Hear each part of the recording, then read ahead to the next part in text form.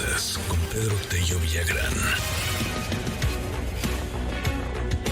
Pedro Tello, qué gusto saludarte, muy buen lunes. Sheila, buenos días, qué gusto saludarte también a ti, a quienes nos escuchan. Iniciamos la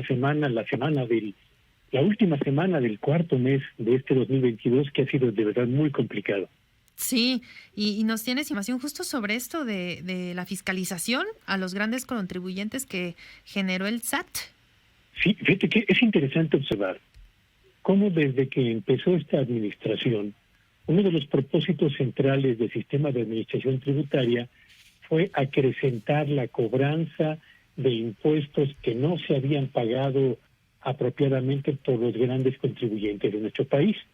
Y como resultado de todo ese esfuerzo de fiscalización y de impulso al programa de regularización de contribuyentes, más las acciones de cobranza que estaban pendientes, pues como resultado de todo eso, Sheila, auditorio, el SAT logró recaudar casi 94,000 millones de pesos adicionales a lo que originalmente había estimado recaudar en el 216,000 millones de pesos adicionales a lo que estimaba recaudar en el 2020.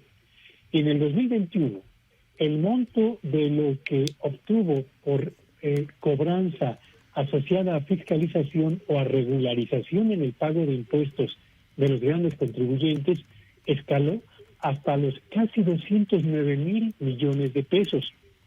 Si sumamos esa cifra, Sheila, auditorio, a los programas de regularización y de fiscalización que se realizaron con contribuyentes de tamaño mediano y de tamaño pequeño, así como a todo el programa adicional de regularización en los pagos fiscales que también se realizaron entre los medianos y los pequeños contribuyentes, bueno, pues el SAT cerró 2021 con una generación adicional de 524,000 millones de pesos, que vaya que ha sido muy importante para mantener a flote las finanzas públicas, aunque hay que decirlo, son programas que tienden a irse agotando al cabo del tiempo en la medida en la que los grandes contribuyentes y los de mediana envergadura van regularizando su propia condición fiscal.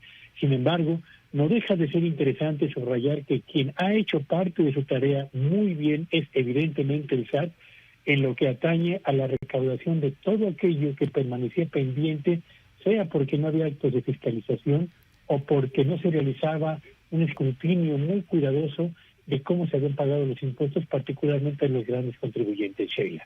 Así es, Pedro, y que pues se ha dicho incluso en las conferencias matutinas y se ha pues establecido ahí, pues fulano y sutano no pagaban impuestos, no pagaban lo que correspondía, pues hasta nombre y apellido, ¿no?, de las empresas. Pero es importante, Pedro, recordarle a nuestros amigos del auditorio, pues, ¿quiénes son estos grandes contribuyentes de los que se recauda tanto? Sí, por supuesto, estamos hablando de las grandes empresas de nuestro país, nacionales y extranjeras, que cotizan buena parte de ellas en la bolsa de valores, muchas más no lo hacen.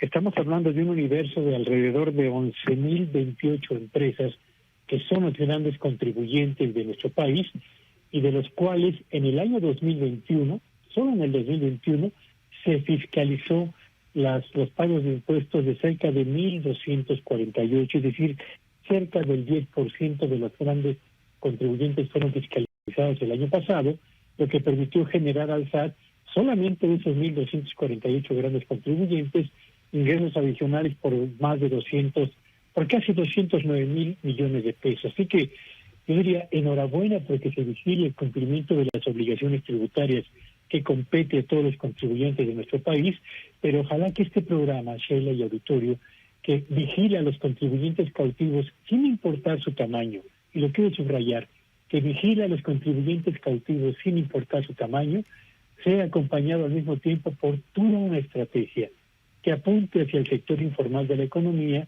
donde prevalecen una importante cantidad de contribuyentes potenciales a los que no se les está cobrando impuestos, pero siguen recibiendo los mismos beneficios en cuanto a servicios públicos y tratamientos administrativos, y hoy en día reciben quienes sí pagan impuestos en el sector formal de la economía. Claro, Pedro, y es que es importante que pues todos paguemos impuestos en la medida de los ingresos, evidentemente, y también importante que de alguna manera se vio como un endurecimiento de las políticas fiscales, ¿no? Y casi empezó pues un tema ahí que sentían que iba a haber una cacería de brujas casi, ¿no? Y que iba a haber un endurecimiento muy importante, pero al final de cuentas estas auditorías pues son reglamentarias y es parte de lo que se tiene que venir haciendo justamente para poder realizar como debe ser la recaudación.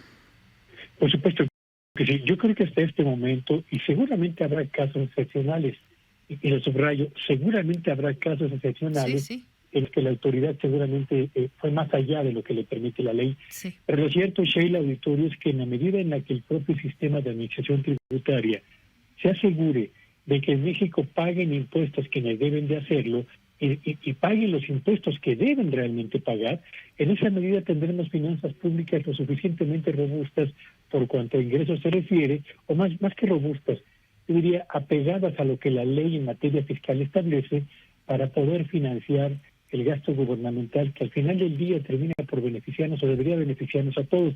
Pero insisto, está bien aplicar la fiscalización entre los contribuyentes cautivos, pero de verdad ojalá que el SAT también lance ya una estrategia para empezar a recaudar ahí donde no se recauda nada, que es en el sector informal de la economía, y donde buena parte de las empresas y de los contribuyentes potenciales está hoy en día trabajando. Pues sí, Pedro, y es que los programas sociales, por ejemplo, que se han impulsado muchísimo en esta administración, por ejemplo, con la pandemia, ¿no? Simple y sencillamente los apoyos los pocos apoyos que hubo, fue justo para esos sectores, ¿no? La economía informal, quizá la economía pues más precaria, digamos, y de alguna forma, pues los grandes contribuyentes en este sentido, las grandes empresas, pues sí había esos cuestionamientos, ¿no? De por qué no había algún programa especial para las empresas que mantuvieron, por ejemplo, a trabajadores, mantuvieron su planta laboral intacta con muchos sacrificios y quizás incluso hasta poniendo de sus ahorros para evitar pues despidos masivos. Quizás algunas no lo lograron y sí tuvieron que incluso hasta cerrar, lo comentaste varias veces en estos espacios, pero justo ahí va encaminado, ¿no? La diferencia que ha habido en esa política también de apoyos. Sí, por supuesto. Yo creo que tenemos un gobierno que enfrenta dos desafíos muy relevantes. Primero, asumió a nivel constitucional obligaciones legales de gasto social, pensiones a adultos mayores, pensiones a madres solteras, jóvenes construyendo de futuro, etcétera, que año tras año van incrementando el monto de recursos que esto de gasto social a nivel constitucional. Así que necesita evidentemente garantizar una recaudación de ingresos cada vez mayor para poder ir fondeando ese mayor gasto que en materia social está asumiendo.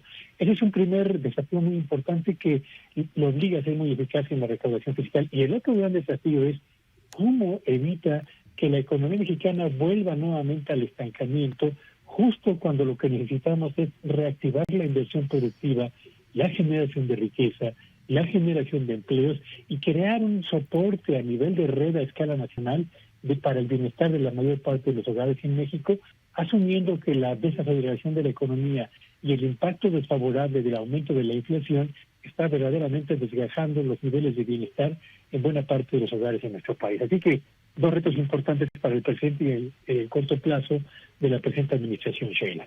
Así es, Pedro. Pues muchas gracias. ¿Y tus redes? ¿Dónde te seguimos? Gracias a ti por esta oportunidad de conversación y síganme en Twitter en @PepilloVillagrán y que tengan un espléndido inicio de semana. Gracias, Pedro. Son las 7:55. Vamos a una pausa y volvemos.